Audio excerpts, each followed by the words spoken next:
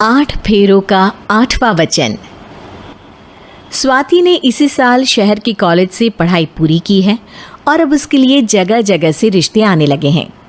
स्वाति से ज़्यादा उसके रिश्तेदारों को उसकी शादी की चिंता है, इसीलिए जो भी स्वाति के घर आता वो किसी नए लड़के की खबर ज़रूर ले आता। अरे दीदी, ये फोटो देख के बताओ कैसा है। राहुल नाम है लड़के का, मेरी सहेली की बहन का बेटा है। अपनी स्वाति के साथ एकदम प्यारी जोड़ी लगेगी इसकी। ज़रा दिखाना, फोटो तो बढ़िया लग रहा है। कोई गलत आदत वादत तो नहीं है ना इसे? और कमाता कितना है? अरे कोई गलत आदत नहीं है दीदी, आप कहो तो एक मीटिंग करवा देती हूँ, फिर सब कुछ फाइनल कर लेना। हाँ, ये सही कह रही हो तुम। संडे को स्वाति के पापा भी घर पे ही रहेंगे। बुआ फिर वहाँ से चली जाती है और रात को स्वाति की माँ उससे कहती है, स्वाति बेटा, आज कमला बुआ ने एक लड़के की फ़ोटो दिखाई है। संडे को वो लोग मिलने आ रहे हैं, तैयार हो ना तुम बेटा? अरे मम्मी, आप कहाँ कमला बुआ के चक्कर में आ जाती हो? अभी इतनी जल्दी कोई शादी वादी नहीं करनी है मुझे। अरे बेटा, अच्छा लड़का है, बुआ जानती है उसे अच्छे से।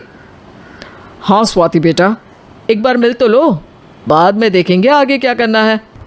वैसे तो कमला रिश्ता लाई है तो मना करने का तो कोई सवाल ही नहीं उठता। संडे की सुबह होती है और कमला बुआ राहुल और उसके मम्मी पापा को लेकर स्वाति के घर आती है। अरे आइए आइए भाभी, इसे अपना ही घर समझिए, इनसे मिलिए। ये मेरे भैया और ये मेरी भाभी हैं। नमस्ते भाभी जी, ये है हमारा लड़का राहुल, सरकारी नौकरी की तैयारी कर रहा है ये। वैसे आपकी बेटी कहाँ है? अरे स्वाति बेटा, बाहर आ जाओ। वैसे कितनी पढ़ाई की है स्वाति ने? जी, पोस्ट ग्रेजुएट है हमारी बेटी साइंस में। ये सब तो ठीक है, पर घर संभालना जानती है या नहीं? हमें कौन सी इससे नौकरी करवानी है, नौकरी तो मेरा बेटा करेगा ही। पर मैंने इतनी पढ़ाई की है और आप चाहती हैं कि मैं घर पर ही बैठी रहूं? अरे स्वाति बेटा, ये बड़ों की बात में तुम कहाँ बोल पड़ी? हम सब देख लेंगे क्या करना है क्या नहीं। हम तो इसी बात पर विश्वास करते हैं कि घर के लड़कियां घर में ही रहे तो ज़्यादा अच्छा रहता है। वरना भाई साहब, आप तो आजकल के हाल जानते ही हैं, कितनी घटनाएं होने लगी हैं औरतों के खिलाफ। स्वाति बेटा, रसोई का काम तो पूरा जानती हो ना? शादी के बाद तुम्हें ही संभालना है वो सब। अरे बहुत अच्छा खाना बनाती है ये, आप सब लोग इसकी तारीफ करते नहीं थकेंगे। लो भाई, हो गई मीटिंग, अब शादी की तारीख फाइनल कर लेते हैं, क्यों भैया? भाई, हम तो पंडित जी से चर्चा करने के बाद ही तारीख फाइनल करेंगे। सालों से हम उनकी बातें मानते हुए आ रहे हैं। लड़के वाले और कमला बुआ की बातें सुनकर स्वाति एकदम नाराज़ हो जाती है और उसे लगने लगता है कि शादी के बाद उसे घर पर ही बैठना पड़ेगा। लेकिन घर वालों के आगे उसकी एक नहीं चलती और उसे शादी के लिए हाँ कहना पड़ता है। शादी का दिन आ जाता है और सब मंडप में जमा होते हैं। अब फेरों का समय हो गया है, अब कन्या अपने वर से 7 वचन मांगेगी। आप किसी धार्मिक आयोजन में जाएं तो मुझे भी ले जाएंगे। आप मेरे माता पिता का भी बराबरी से सम्मान करेंगे, हमेशा मेरा साथ निभाएंगे। आपको दोनों परिवार की जिम्मेदारियां बखूबी निभानी होगी। हर ज़रूरी बात में मेरी भी राय लेंगे। आप सभी गलत आदतों से दूर रहेंगे। आप मेरे अलावा किसी और औरत से कोई गलत संबंध नहीं बांधेंगे।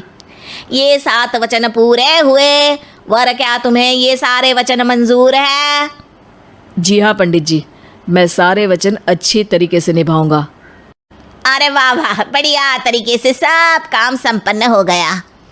तो इसी के साथ विवाह संपन्न हुआ और आज से ये दोनों पति पत्नी हुए। 1 मिनट पंडित जी, अभी एक वचन लेना बाकी है। अब कौन सा वचन है बेटा? मैं अब हमेशा के लिए किसी दूसरे घर में जाने वाली हूँ, तो पति के अलावा मैं अपने सास ससुर से भी एक वचन लेना चाहूँगी। अब कहो बेटी। मैं ये चाहती हूँ कि मुझ पर किसी बात की कोई पाबंदी नहीं लगाई जाएगी। मुझे सब कुछ करने की आज़ादी होगी और मैं भी विश्वास दिलाती हूँ कि मैं एक अच्छी बहू बन के दिखाऊंगी। स्वाति की बात सुनकर उसके सास ससुर एकदम चौंक जाते हैं और कुछ बोल नहीं पाते कि उतने में कमला बुआ बोल पड़ती है। अरे बेटा, ये भी कोई कहने की बात है? रानी बन के रहोगी तुम तो। वचन देने से पहले सोच लीजिए, क्योंकि शास्त्रों में वचन ना निभाने वालों के लिए नरक से भी बदतर सजा लिखी है। स्वाति की चालाकी से वहाँ मौजूद सब लोग प्रभावित हो जाते हैं और लोगों में बदनामी ना हो जाए, इस कारण स्वाति के सास ससुर को उसे वचन देना पड़ता है। और कैसी अपशकुन वाली बातें कर रहे हैं आप पंडित जी? हमें मंजूर है बेटा तुम्हारी शर्त। स्वाति अपनी समझदारी से अपनी बात अपने ससुराल वालों से मनवा लेती है और खुशी खुशी राहुल से शादी कर लेती है। अब से हर शादी में मैं खुद 8 वचन दिलवाऊंगा। ओम मंगलम मंगलम मंगलम।